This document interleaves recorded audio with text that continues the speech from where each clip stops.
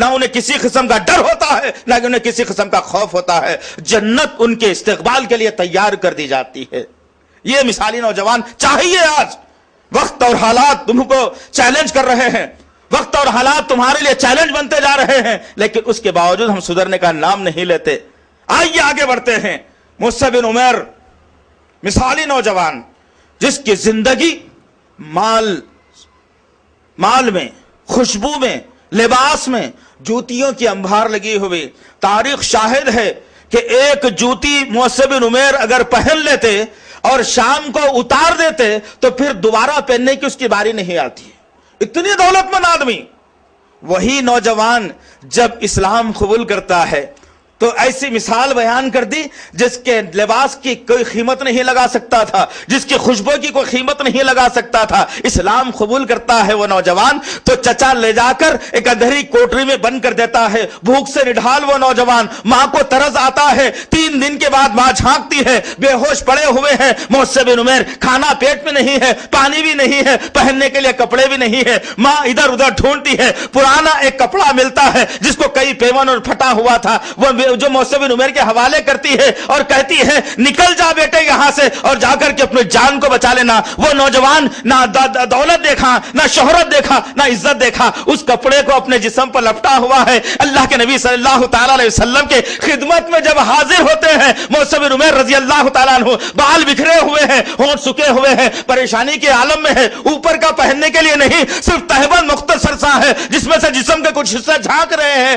وہ کپڑا لپیٹ کر اللہ کے نبی کی خدمت میں حاضر ہوتے ہیں. اللہ کے نبی صلی اللہ علیہ وسلم نے مصعب بن عمر کی طرف دیکھ کر کے کہا میری امت کا یوسف آ رہا ہے.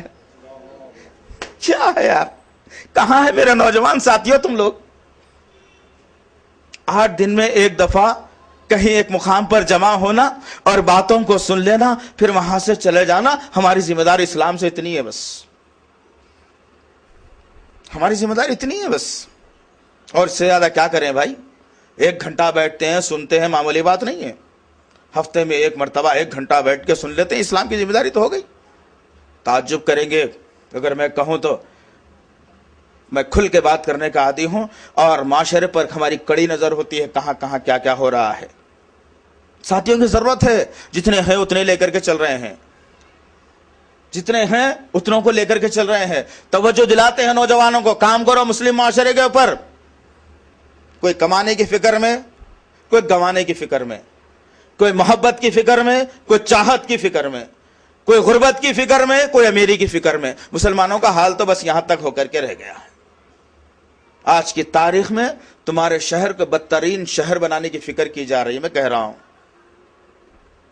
اور چیلنج بنتے جا رہا ہے روز بروز تمہارے لیے، مسلمانوں کے لیے بالخصوص، مسلمان نوجوانوں کے لیے، مسلمان نوجوان لڑکیوں کے لیے. مسلمان نوجوانوں کے لیے تو کم، لیکن مسلمان نوجوان لڑکیوں کے لیے زیادہ جو ہے نا چیلنج بنتے جا رہا ہے. تعجب کریں گے اگر تم سنیں گے بات تو. پیروں کے نیچے سے تمہارا زمین نکل جانا. آج کی تاریخ میں ہر دن صبح کا سورج نکلنے سے شام کا سورج غروب ہونے تک ہر دن شہر حیدرآباد اور سکندرآباد کی سرزمین پر 200 مسلم لڑکیوں کے ساتھ عصمت ریزی کا کارنامہ ہو رہا ہے.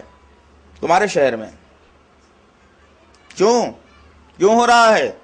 وجہ کیا ہے؟ سوچا ہے کبھی تم نے؟ میری بہن محفوظ ہے بس کافی ہے، میری ماں اچھی سلامت ہے کافی ہے، میرے گھر تک کوئی آ نہیں سکتا بس کافی ہے.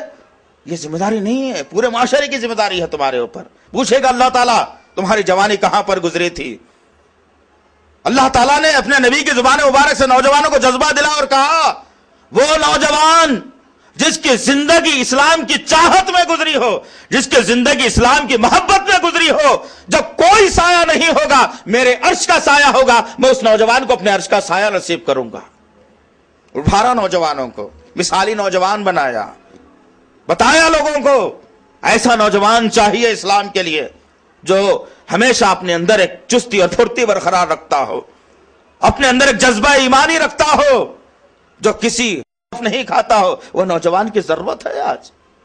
افسوس، صد افسوس کہ ہماری جوانی کدھر جا رہی ہے. ذرا چیک کر لو، کبھی محاسبہ کرو، کبھی ایک ایک دن کا حساب لو کبھی اپنی زندگی کا، پھر سوچو تو صحیح کہ میری زندگی کدھر جا رہی ہے. اللہ نے جو جوانی کا مجھے موقع دیا ہے، اس جوانی کو میں کہاں لٹا رہا ہوں.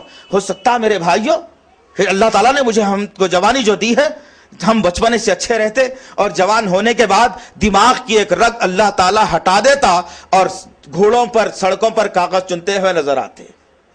شکر کرو اللہ کا، اللہ نے طاقت دیا ہے، آنکھوں میں روشنی دی ہے، اندھا نہیں بنایا ہے، دماغ کو اچھا دیا ہے، سوچنے سمجھنے کی صلاحیت دی ہے، دانت مضبوط دیے ہیں، چبانے کی طاقت دی ہے، معدہ بہترین دیا ہے، ہر غذا کو ہضم کرنے کی طاقت ہے، چلنے کی طاقت ہے، کسی کو مارنے کی طاقت ہے، کسی کو بولنے کی طاقت ہے۔ اتنی ساری نعمتوں سے اللہ تعالیٰ نے مجھے نوجوان بنایا ہے، میں اس جوانی کو کہاں پر خرچ کروں؟ یہ ہمیں جذبہ ختم ہو گیا آج، یہ جذبہ ختم ہو گیا آج شدید ضرورت ہے